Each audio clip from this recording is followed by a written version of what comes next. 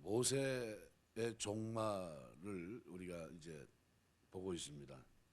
가나안 입성을 앞두고 신광야 무리바 물삭궁을 회상하면서 모세에게 하나님은 그의 끝 임종을 이제 일러줍니다. 어떻게 보면 굉장히 충격적인 소식을 듣는 겁니다. 네가 죽고 살지 못할 거라는 거죠. 이제 너는 여기까지라는 거죠.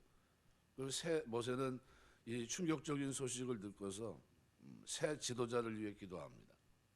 하나님은 여호수아를 모세 후계자로 인정하시고 위임식을 거행하게 하십니다. 23절에 보면 모세는 여호수아에게 안수하여 위탁하되, 그러니까 여호와께서 자기에게 명하신 대로 다 준행합니다. 그러니까 끝까지 마무리를 잘하는 모세의 모습을 봅니다. 신명기 32장 29절 말씀에 보면 모세는 고별사에서 그들이 지혜가 있어 이것을 깨닫고 자기 종말을 생각하고 살아야 된다 이렇게 말씀합니다. 어떤 인생이 가장 잘 살 수 있냐면요, 언젠가 하나님 앞에 서야 된다는 것을 인식하고 사는 사람이 잘 살 수밖에 없습니다. 언젠가 하나님 앞에 서야 되는데 이 의식이 사라지면요 나태해집니다. 그리고 충성할 수 없습니다. 이 의식이 있으면 내가 주님 앞에 서야 된다는 의식이 자신을 어떻게 합니까? 채찍질할 뿐만 아니라 절제합니다. 상 받을 자로 살아가려고 몸부림치게끔 되어 있습니다. 그래서 모세가 자기 일생을 아름답게 마무리한 것은 그가 언제나 자기 종말을 생각하고 살았기 때문입니다. 종말을 생각하며 사는 사람은 지혜로운 사람입니다. 솔로몬은 전도서 7장 2절에서 초상집에 가는 것이 잔치집에 가는 것보다 나으니 모든 사람의 결국이 이와 같이 됨이라. 산자가 이것을 유심하리로다. 관심 있게 보라는 겁니다. 뭐가 올바른 것이, 누가 지혜자인지 보라는 거예요. 초상집에 가는 게 지혜자라는 겁니다. 제일 잘못한 13절 14절에는 모세의 잘못을 기록합니다. 신광야 물가에서 잘못하였기에 너는 가나안 땅에 못 들어가고 죽어야 한다. 하나님께서 말씀하실 때 이 말을 듣고 있는 모세의 심정은 어땠을까요?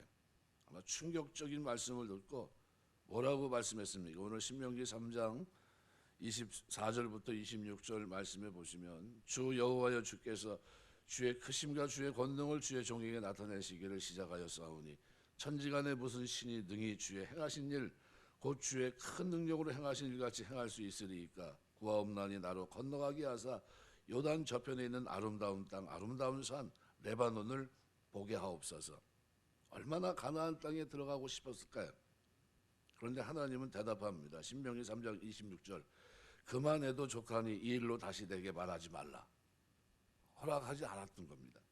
지금까지 하나님께서 모세에게 베풀어 주신 은혜만으로도 충분하다는 거예요. 이제 더 이상 너에게는 은혜가 없다는 겁니다.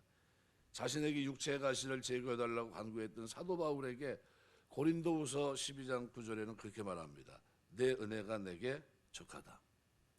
더 이상입니다. 이게 모세와 바울은 신구약을 대표하는 위대한 신앙인입니다. 이들의 간절한 기도가 소원대로 되지 아니한 사실을 보면서 우리는 기도의 결과까지 하나님께 맡기는 신앙을 가져야 됩니다. 마태복음 7장 11절 보면 구하는 자에게 좋은 것으로 주시지 않겠느냐 말씀하신 그 약속을 깊이 마음에 간직하고 응답되지 아니한 그것이 좋은 응답인 것으로 우리가 생각할 수 있어야 됩니다. 그만해도 족하다 하신 하나님의 뜻을 헤아리는 은혜가 있게 되시길 주의 이름으로 축원합니다. 그래서 이 그만해도 족하다 하는 이 말은 마음에 간직하고 그리스도 안에서 범사에 감사할 수 있는 자양분이 됩니다. 내가 그렇게 기도했는데도 하나님 이렇게 응답하지 않는 것은 내 은혜가 내게 족하다 이렇게 생각하는 거예요. 범사에 감사해. 지금까지도 베푸신 은혜 감사합니다라는 거예요. 그러니까 모세가 죽어야 되는 것은 질병 문제가 있어서도 아닙니다. 눈이 흐리지 않았다고 그랬어요. 사고가 일어난 것도 아닙니다. 외적인 문제가 있는 것도 아니고 단지 하나님께서 모세를 이제 내 은혜가 내게 족하다고 말씀하시는 거예요. 욥기서 14장 5절 보면 그날을 정하셨고 그 달수도 주께 있으므로 그 제한을 정하여 넘어가지 못하게 하셨사온즉 그랬습니다. 우리 인생이 주의 손에 있는 줄 믿습니다. 전에 왕성교회 길자의 목사님이 병이 여러 가지가 섞여 있었어요. 그래가지고 힘든데 그 한의사 집안 아닙니까? 그런데도 그 어려움 중에 기도하면서 이렇게 했는데 나중에 완전히 치유를 받습니다. 지금도 아주 정정하세요. 근데 그 모습을 이렇게 보는데, 근데 뭐라고 그랬냐면요. 그 환경을, 이제 그 어려운 환경을 누구보다 잘 알잖아요. 한의사 집안이니까. 근데 하나님의 생명은 하나님 손에 있는데 하나님이 나에게 건강 주시고 붙들어 주시면 내가 조금 부족해도 하나님이 정한 연수만큼은 살 거라고, 이런 믿음을 가지고서 사시더라고요. 그대로예요. 지금 여전히 멀쩡하십니다. 전에 그 환경으로는 별로 오래 못 사실 것 같다고 뭐 이렇게 막 했었는데 그게 아니라 지금도 건강하세요. 그러니까 그 모습을 보면 인생은 우리가 볼 때는 저렇게 약하니까 금방 돌아가시겠다 생각하지만요, 그렇지 않습니다. 하나님이 정한 연수까지예요. 사시는 동안 하나님 의지하시고 건강하게 사시길 주 이름으로 축원합니다. 그래서 저는 여호와를 경외하는 자는 장수하느니라, 이 말씀을 저는 늘 마음속에 새깁니다. 전 부족해도 하나님이 건강 주시면 장수하는 거고요. 경외하는 자에게 주시는 축복은 하나님 남다릅니다. 시편 39편 5절 보시면은 다윗이 주께서 나의 날을 선 넓이만큼 되게 하시매 나의 일생이 주의 앞에는 없는 것 같사오니 사람마다 그 든든히 선 때도 진실로 허사뿐입니다. 이렇게 고백합니다. 다윗은 시편 31편 15절에서 말합니다. 내 시대가 주의 손에 있다고 얘기했어요. 하나님께서 모세를 지도자로 세우셨고 이제 하나님의 뜻을 완성하니까 이제 하나님이 그를 불러가십니다. 성도는 세우심의 소명도 받아야 되지만 종말의 소명도 받아야 됩니다. 성도의 죽음은 어떤 방법이 되었든 하나님의 부르심입니다. 오늘 본문에서 중요한 교훈을 얻어야 할 것이 있습니다. 모세가 가나안에 들어가고 싶었는데 못 들어간 것은 가데스 무리바에서 내 명령을 거역한 것이다, 이렇게 말씀합니다. 백성들이 물이 없어 모세를 원망할 때 모세가 하나님께 엎드려 기도합니다. 하나님께서 말씀합니다. 내가 반석을 명하여 물을 내랴, 너는 반석을 명하여 물을 내라, 이렇게 했습니다. 근데 모세가 그렇게 하겠다고 말해놓고서는 백성을 모아놓고는 너무나 화가 나니까 반석을 지팡이로 2번 내리쳤습니다. 물이 나와 마셨지만 하나님은 진노하셨습니다. 내가 나를 믿지 아니하고 백성들 앞에서 나의 거룩함을 나타내지 아니하였으므로 가나안에 못 들어간다 그랬어요. 하나님 섬기며 사는 동안 거룩하게 사시길 주의 이름으로 축원합니다. 거룩은요, 구원받은 자의 필수의 삶입니다. 고린도전서 10장 4절 보면 다 같은 신령한 음료를 마셨으며 이는 저희를 따르는 신령한 반석으로부터 마셨음에 그 반석은 곧 그리스도다, 이렇게 얘기해요. 이유를 설명한 겁니다. 반석이 예수 그리스도예요. 반석이신 주님, 한 번 우리 죄 때문에 십자가에 죽으시고 그의 죽으심은 단번에 죽으심이고 그의 살으심은 하나님에 대해 살으심입니다. 로마서 6장 9절 10절. 그런데 그리스도께서 단번에 들으신 바 되었어요. 히브리서 9장 26절 말씀대로 한 번 죄를 위해 죽으사 의인으로 불의한 자를 대신하셨으니 이는 우리를 하나님 앞으로 인도하려 하심이라. 베드로전서 3장 18절. 그러니까 모세가 그 반석을 2번 친 것은 과오입니다. 잘못한 거예요. 얼마나 큰 잘못입니까? 하나님의 거룩을 나타내지 못한 겁니다. 예수님의 순환과 십자가 죽으심은 한 번이면 족합니다. 2번 하실 이유가 없어요. 때리고 맞으면서 흘리는 생수의 보혈은 한 번으로 족하고 이제는 예수의 이름으로 구하면 생수를 마실 수 있게 된 겁니다.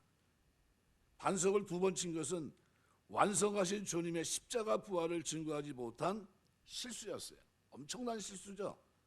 2번 반석을 쳐서 가나안에 못 들어가게 하신 것은 예수님의 십자가 부활을 믿지 못하면 천국에 들어갈 수 없다는 사실을 우리에게 전해주기 위한 겁니다. 살아가면서 예수님의 십자가 부활을 믿고 신앙생활 하시는 여러분 되시길 주의 이름으로 축원합니다. 새벽에 나오는 분들은 상관이 없어요.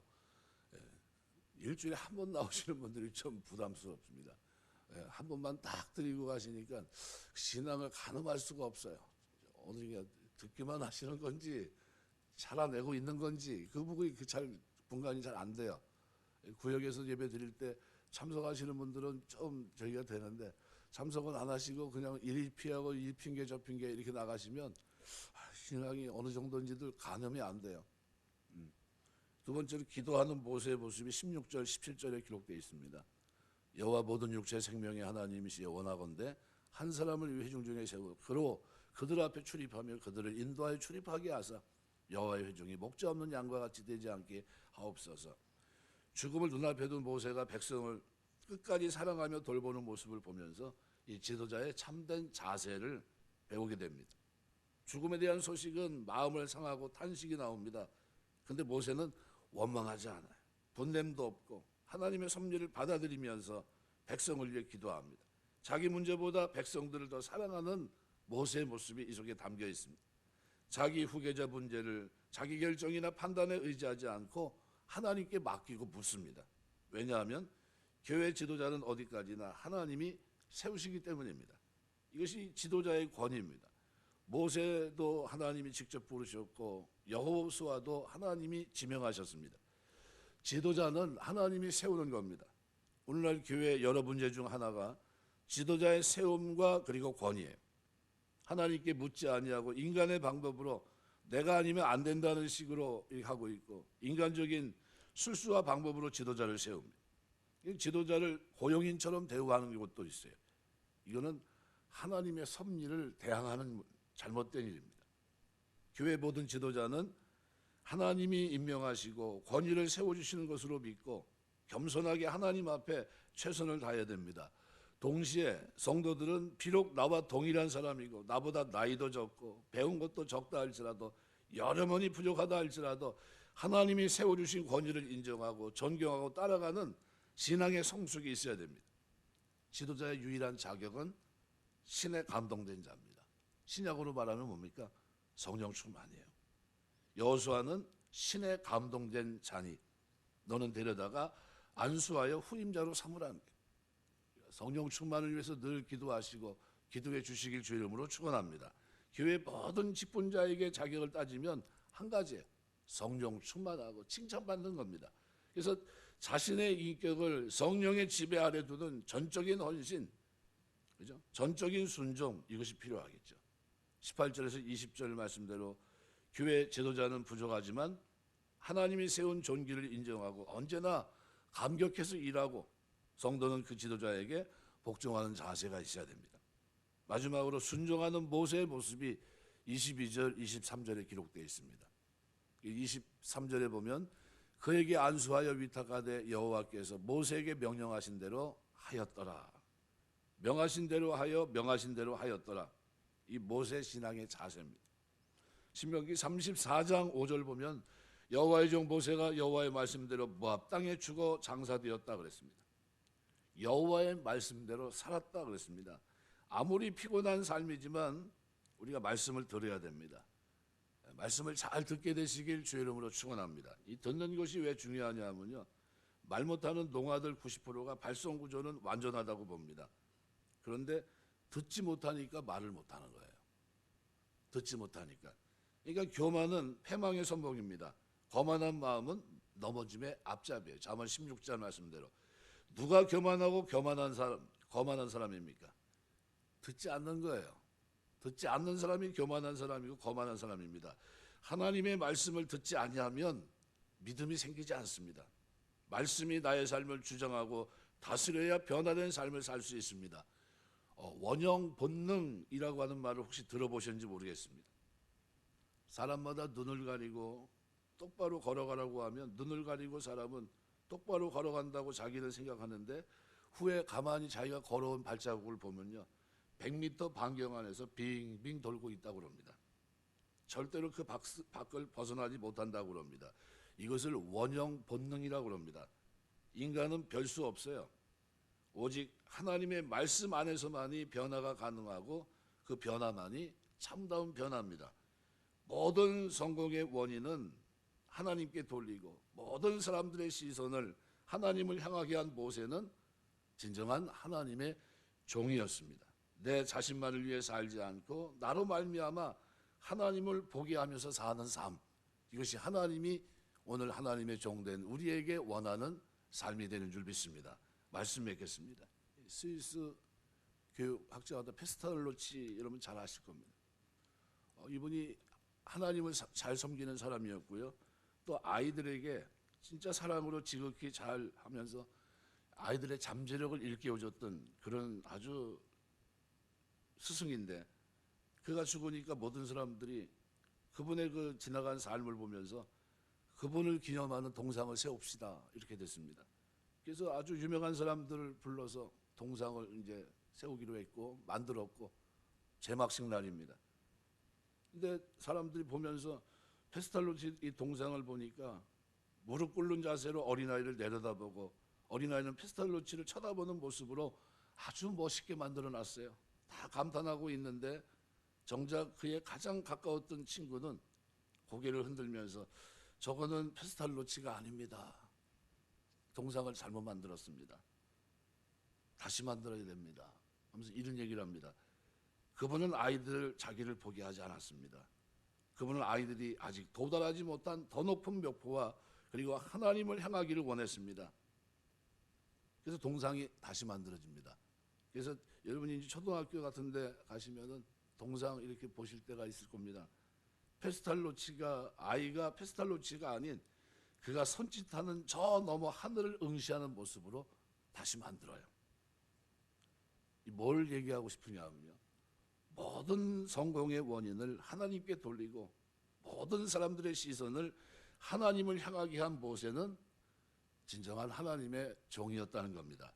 내 자신만을 위해 살지 않고 나로 말미암아 하나님을 보게 하며 사는 삶, 이것을 오늘 본문을 빗대어 얘기하면 종말을 생각하며 살아가는 사람들의 아름다운 종된 모습이라는 거죠. 설문조사했더니 만약 1년을 산다면 어떻게 살겠습니까? 1등에서부터 4등까지 내용이 더 많은 사람에게 도움을 주며 살겠습니다. 더 많은 사람에게 미소를 띄우며 살겠습니다. 더 많은 사람에게 사랑을 주며 살겠습니다. 네 번째가 이 세상을 조금이라도 더 밝게 보겠습니다 라는 거예요. 1년을 살다면, 만약 나에게 1년이 또다시 주어진다면 어떻게 살겠냐 했더니 이런 대답을 설문지에 써냈던 겁니다. 1년을 더 산다면, 하나님이 정한 연수를 우리에게 주신다면 어떻게 사시겠습니까? 신앙 안에서 나를 보는 것이 아니라 나 때문에 하나님을 볼 수 있도록, 많은 사람들을 하나님의 백성으로 살 수 있도록 돕는 그 일에 살아가는 그 삶이 우리가 살아내야 될 삶이고 종된 자의 삶인 줄 믿습니다. 살아가는 동안 모세가 걸어갔던 그 길이 나와 무관하다 생각하지 마시고요, 그 길을 우리가 걸어가면서 하나님께 영광 돌리고 나 때문에 예수 믿고 나 때문에 하나님을 발견하고 나 때문에 하나님의 백성이 되는 일들 속에 쓰임받는 여러분의 삶이 되시길 주의 이름으로 축원합니다. 기도하겠습니다.